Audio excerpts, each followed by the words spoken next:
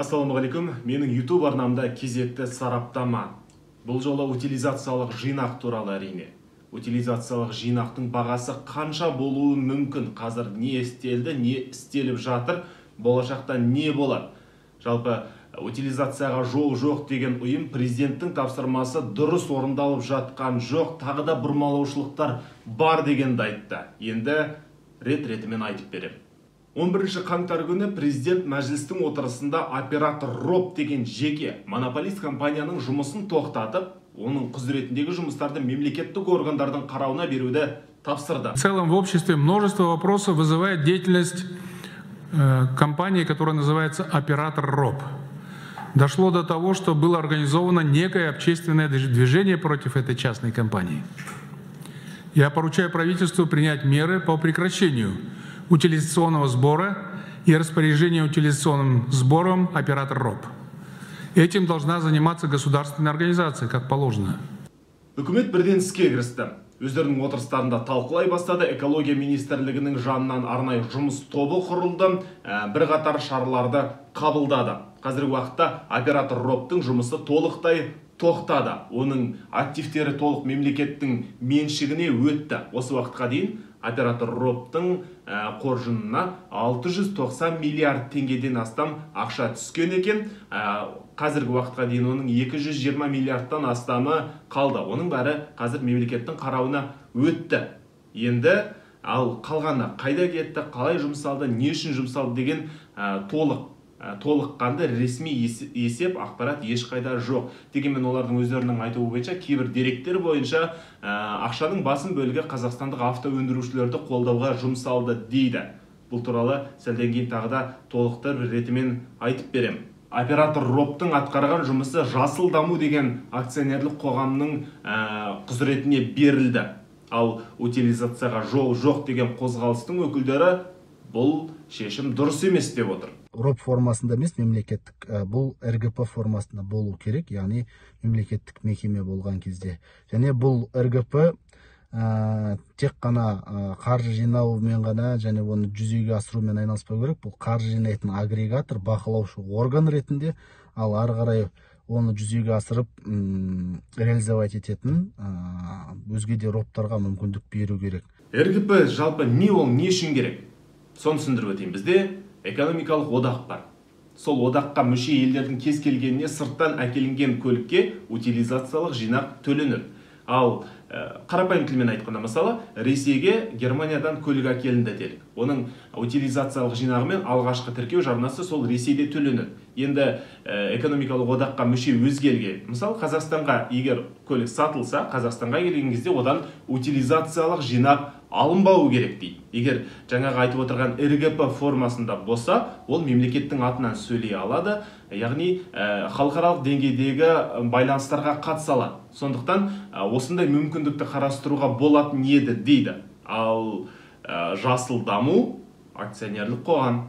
Біріншіден, бұл Жасыл даму экология министрлігіне қарасты мекеме, подведомственная организация, яғни болғаннан кейін бұл жерде халықаралық құжаттарды ратификациялау мүмкіндігі шектеулік бола ма деген күмән бар.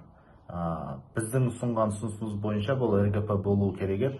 Сонда біздегі Русучет, армян және қырғыз тағы да басқа тіркеудегі нөмірлер тіркеулі автокөліктердің утилизациялық алымын есепке алуға мүмкіндігі туатын еді. Енді жаңағы РОПтың ақшасына қайтып оралайық. Ақшаның басым бөлігі қазақстандық автоөндірушілерді қолдауға жұмсалды дейді. Енді қазақстандық автоөндірушілер не істейді? Шетелден, яғни өндіруші компаниялардан бөлшектерді сатып алады да Қазақстанға алып келеді.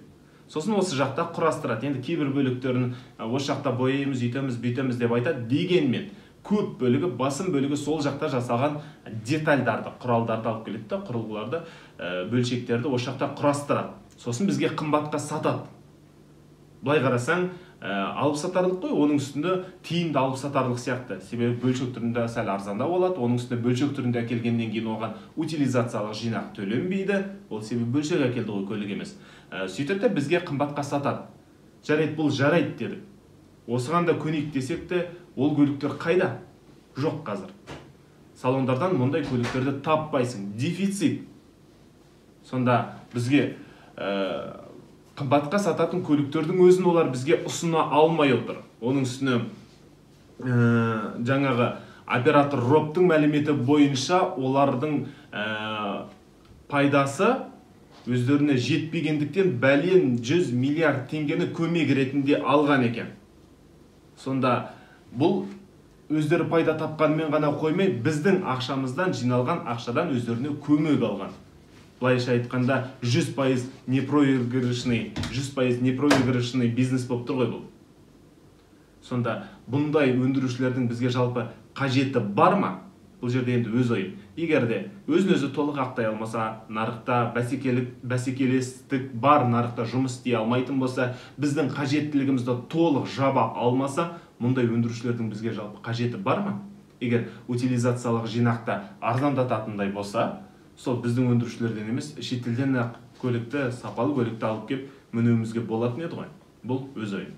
Президентте автоөндірушілерге қыруар қолдау көрсетілгендігін білді, енді бұл ретті де қайтадан қарау керек деп айтты. Дегенмен оларға қолдауды мүлдем тоқтатып тастауға болмайтынын тағы да бір ескерткен тәрізді болды. Поддержки автомобильной промышленности и сельхозмашиностроения никто не отменял. Нужно конструктивно обсудить данный вопрос с бизнесом и общественностью. Следует рассмотреть вопрос предоставления покупателям отечественных автомобилей и сельхозтехники ваучеров за счет утилизационного сбора. Енді жаңағы утилизация тақырыбына қайтадан оралайық. Оператор РОП жойылды, оның орнына қызметті Жасыл даму деген компания атқаратын болды дедік қой. Ал утилизациялық жинаққа қарсы қозғалыстың өкілдері ештеңе өзгермейтін тәрізді. Себебі барлығы біз ойлағандай дұрыс жаққа жүріп жатқан жоқ.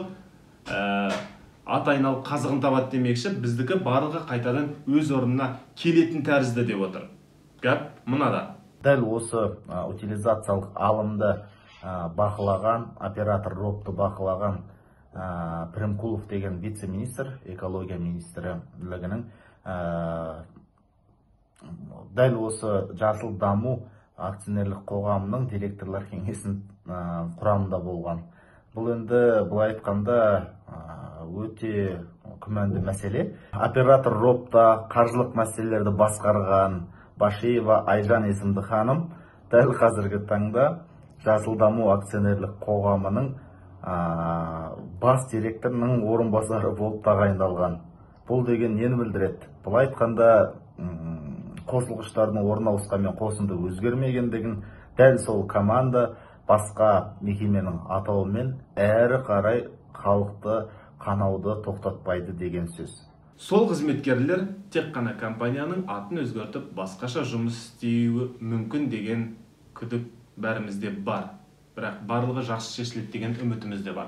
Енді утилизациялық жинақтың бағасы бойынша өз ойымды айта кетейін. Утилизациялық жинақтың бағасы нөл болып мүлдем алып тасталмайды. Оның бір себебі бар. Мен бұл жерде біреуді жақтайын, біреуді даттайын деп отырғаным жоқ, тек қана өзімнің ойым.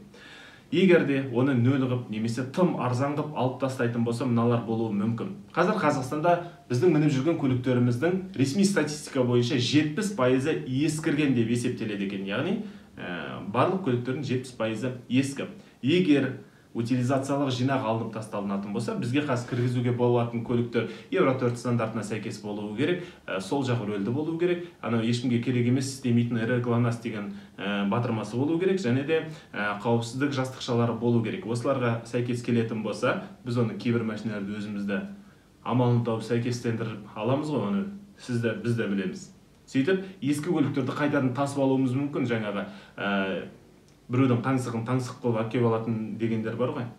Оны кезінде қазір Ресейден қаншама көлік әкеп алдық, Армениядан қаншасын әкеп алып жүрміз, өзімізді түсінеміз. Айтуыңыз мүмкін, ол қазағым мінсін көлікті, ол керек, біреуі сонымен жұмысына барып жүр, біреуі таксовать етіп отбасын асырап жүр деген айтуыңыз мүмкін. Түсінем, келсем.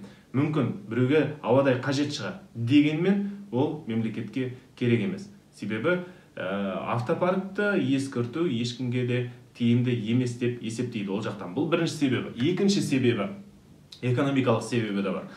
кезінде Ресейден, Армениядан көлік тасыған кезде өздеріңізді ақпаратты естіген боларсыздар. 500 мың көлік кіріп кетті дейді бізге, шетелдік нөмірмен жүрген. Сонда, егерде тіркеу мүмкіндігі болса, біз 500 мың емес, одан да көп алып келеміз әрине. Себебі қазіргі менің мініп жүрген көлігімді осы жақтағы тиімді бағамен сатып кетсем, сосын шетелден тура сол бағаға мен өзімдікінен сәл жақсы көлік алуға мүмкіндігім болады. Оның үстіне тіркеу арзан болады. Утилизациялық жинақ, алғашқы тіркеу жарнасы дегенді егер алып тастаса. Сондықтан барлығы сөйтеді. Бұл ішкі нарықтағы бағаны түсіруі мүмкін, дегенмен шетелден көп көлік қайтадан кіріп кетеді. Бұл несімен тиімсіз дейсіздер ғой. Мысалы қараңыз, жаңағы 500 мың көліктің біреуі кемінде 1 миллион теңге тұрады деп есептейік. Кемі 1 миллион. Бір көлік 1 миллион, 10 көлік 10 миллион, 100 көлік 100 миллион. 1000 көлік 1 миллиард теңге. Егер 1000 көлік әкелсеңіз, біздің 1 миллиард теңгеміз сол елге кетеді деген сөз.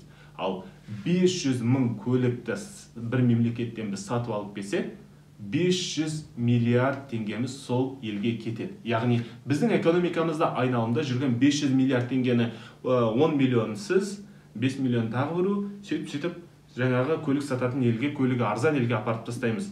Бұл жаңағы бір көлік 1 миллион теңге тұрады деп есептегеннің күннің өзінде. Әйтпесе орташа бағамен 6-7 миллион теңгенің көлігін, әйтпесе 10-15-20 миллион теңгенің көлігін әкелетіндер де бар ғой.